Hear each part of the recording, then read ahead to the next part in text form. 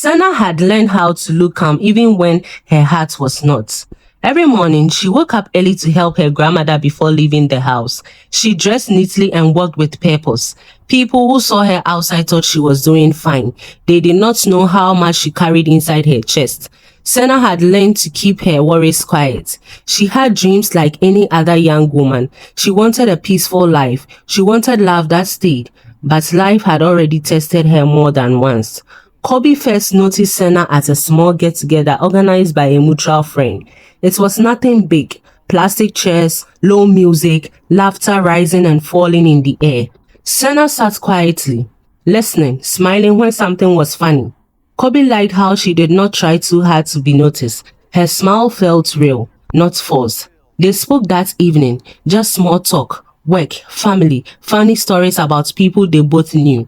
Nothing deep, yet when Kobe left, her face stayed in his mind. A few days later, he called her. They met again, this time at a small roadside spot where people usually relax in the evenings. Cars passed slowly, voices mixed with the smell of food in the air. Sana felt at ease around Kobe. He was calm. He listened. He did not rush conversation or ask questions that felt heavy. But inside Sana, fear was growing. She knew she could not keep the truth hidden for long. The longer she waited, the harder it would become. That evening, after they had talked for some time, Sana asked if he could walk a little. They moved away from the noise and stopped under a weak street light. The lights flickered above them. Sana held her hands together. "There is something I need to tell you," she said softly. Kobe nodded and waited. Her voice shook as she spoke. She told him she was pregnant. She told him the child was not his. She spoke about Tunde, the man she had loved before. She explained how Tunde had promised her many things, then disappeared when she told him about the pregnancy. She said he had left town and stopped answering her calls. She said the pain had left her confused and afraid. When she finished, Sana could not look at Kobe. She fixed her eyes on the ground, ready for him to walk away. There was silence. Kobe breathed out slowly. He rubbed his face and gave a small tired smile. "So this is what you have been carrying alone," he said. He looked at Sana properly then. "Life is not easy," he said, "and I won't pretend this is simple, but walking away is the easiest thing a person can do." He paused. "If you allow me," he said gently, "I want to stay. I want to know you fully, not just the easy parts." Tears filled Sana's eyes. That night did not end with promises. It ended with truth. And in that truth, something new quietly began. Kobe did not change after that night. Sana watched him closely in the days that followed. She expected questions. She expected fear. She expected him to slowly pull away. But Kobe remained the same. He still called. He still showed up. He still spoke with the same calm voice. That was when Sana understood something important. Some people talk about love, others show it. Kobe worked at a small electronics shop close to the transport station. The shop was narrow and hot. Phones, chargers, radios, and small speakers were packed everywhere. He worked long hours, standing most of the day. The money was not much, but he managed it carefully. When Sana started going for hospital checkups, Kobe went with her whenever he could.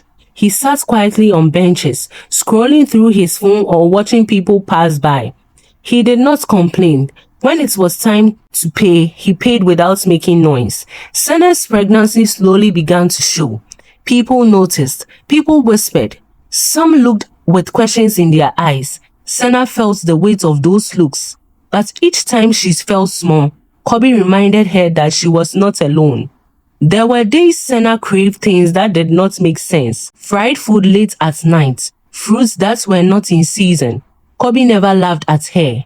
He only shook his head and went out to look for whatever she asked for. When he could not find it, he came back with something else and a joke to soften the disappointment. When the baby finally came, sleep left the house. The nights were long. The cries were loud. Sana was tired, but Kobe was there. He carried the baby when Sana's body was weak. He walked around the room in slow circles. He learned how to warm milk and change diapers, even when he did it wrong at first. Neighbors watched. Some admired him. Some were surprised. Some said nothing. Time passed. The child grew strong and cheerful. Big eyes, quicker laughter. Kobe bonded with the child naturally, without force. He did not treat the child as someone else's responsibility. He treated the child as his own. Senna felt safe again. But life has a way of testing peace. One night, when the child was almost a year old, Senna's phone buzzed. Unknown number. She ignored it. The phone buzzed again. This time, she picked up. It was Tunde. His voice sounded softer than before. He asked how she was. He asked about the child. He said he had made mistakes.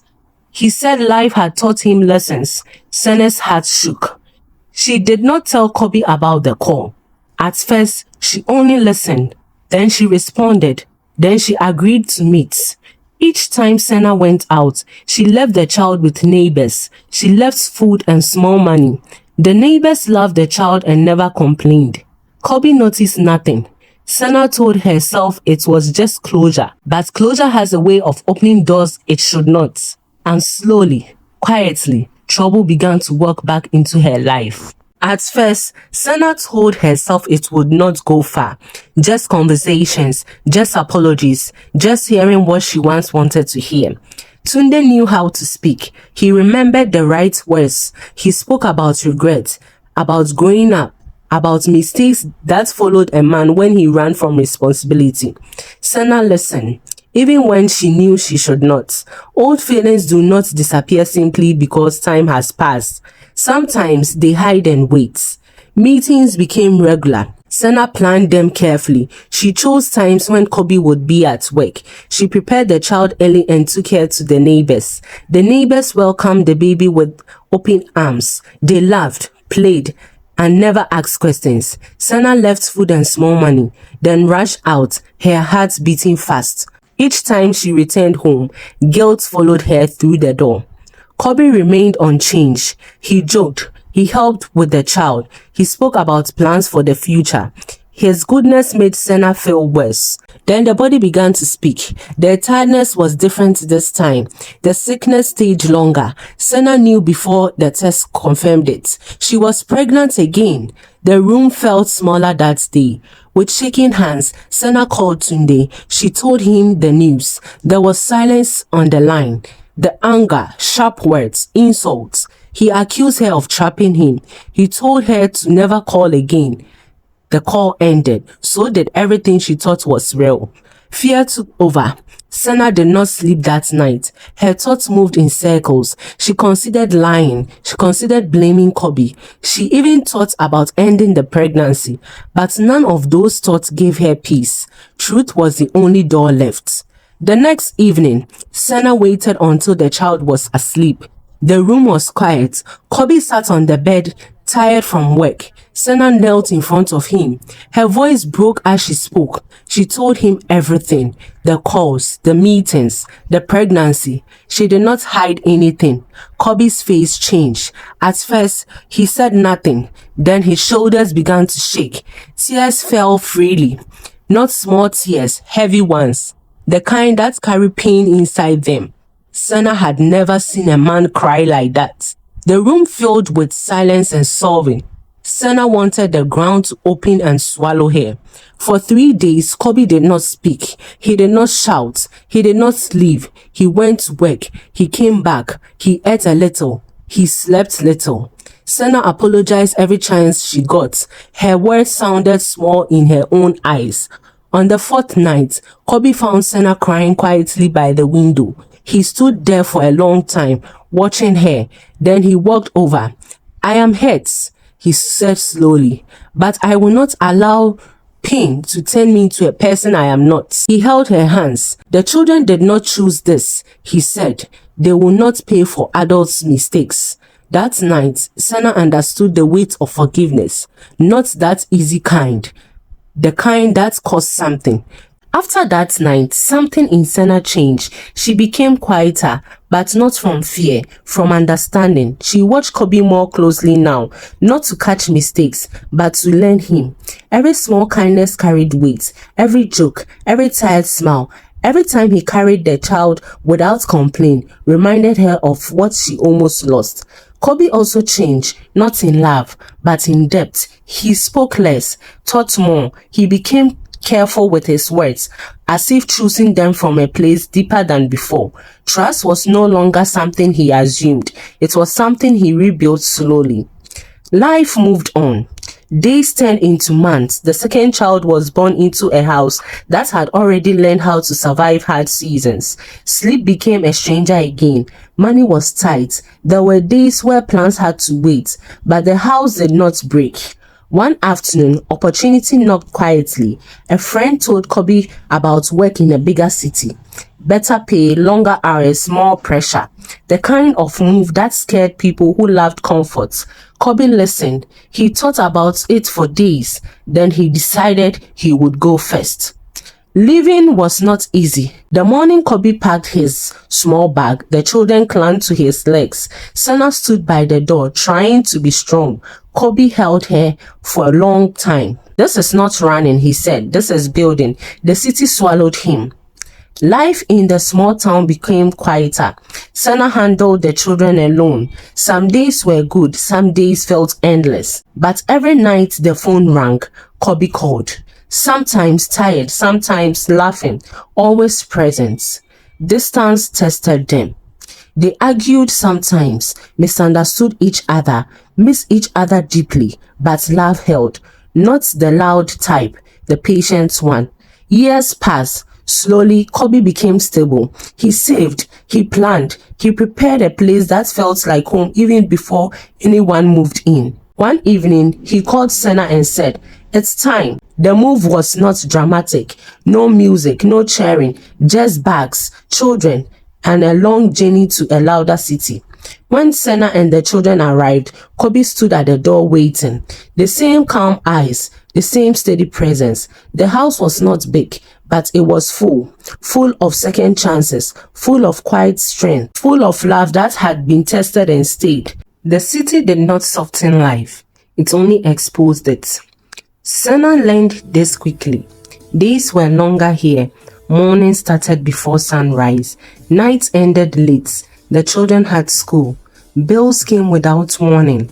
Kobe worked hard, sometimes leaving home before the children woke up and returning when they were already asleep. Yet the house stood firm, not because life was easy, but because everyone inside it had grown. Senna had changed. She was no longer the woman who hid from truth. She guarded her home with quiet strength. She planned carefully. She listened more. She spoke with purpose. Love was no longer excitement alone. It was responsibility. Then one afternoon, the past woke into the present. Senna was returning from the market when she noticed a man standing across the street, staring at the house. His clothes were dusty, his beard unkempt, his eyes restless. At first, she thought he was just another troubled soul passing by. Then he called her name. Her heart dropped. It was Tunde. Time had not been kind to him. His body looked thinner. His confidence had dried up, but his eyes still carried that old fire. Now, mixed with something dangerous, he smiled, but it did not reach his eyes. "So this is where you ran to," he said. Senna stood still, calm on the outside, shaking inside. "I didn't run," she replied. "I built a life." Tunde laughed loudly, drawing attention. People slowed down to watch. "You built a life with another man?" he said. "With my children?" The words hit the air like stones. Senna's voice remained steady. "You left twice." Tunde stepped closer. His tone changed. "I've come for what belongs to me," he said. "Those children carry my blood." That night, Senna told Kobe everything. Kobe listened quietly. His face showed no anger, only focus. "This house will not be shaken," he said. Days later, Tunde returned. This time, louder, bolder. He shouted from the gate. He accused, he insulted, he demanded the children. Neighbors gathered, phones came out, whispers spread. Sana stood firm. These children are safe, she said. You cannot come here like this. Tunde's words became confused. He spoke fast. He repeated himself. His eyes moved widely. You stole my life, he shouted. You stole my destiny. Kobe stepped forward calmly. There is a right way to do things, he said. This is not it. Tunde laughed bitterly. You think you are better than me? He screamed. You think playing father makes you one? His voice cracked. The scene grew heavy. On another day, Tunde showed up again. This time, he talked to himself at the gate. He paced. He laughed suddenly, then shouted at invisible enemies. Children passing by ran away. Adults watched from a distance. Sana felt fear, but also pity. Tunde was losing himself. One evening, he came back one final time. Rain fell lightly. The street was quiet. Tunde stood in the middle of the road, soaked, shouting Sana's name. His words made no sense now. He accused everyone. He cursed life. He beat his chest and cried like a child. Neighbors called for help. When authorities arrived, Tunde resisted. He fought shadows. He screamed about betrayal and stolen futures. It took several people to calm him down. As he was taken away, his eyes met Sena's. For a moment, there was clarity, just regret, deep and painful. Then it vanished. Silence returned to the streets. That night, Sana did not sleep. She watched her children breathe. She held them close. Kobe sat beside her. Some people fight their past until it breaks them, he said quietly. Life went on. Tunde did not return. People spoke about him in harsh tones. Some said regret chased him too hard. Others said pride refused to let him heal. Sana understood the lesson clearly. Love that is rejected does not disappear. It changes. Responsibility avoided does not die. It awaits. And pride, when it refuses to bow, destroys the mind that carries it. The house remained, not because it was perfect, but because someone chose to stay, build, and protect. And that was enough.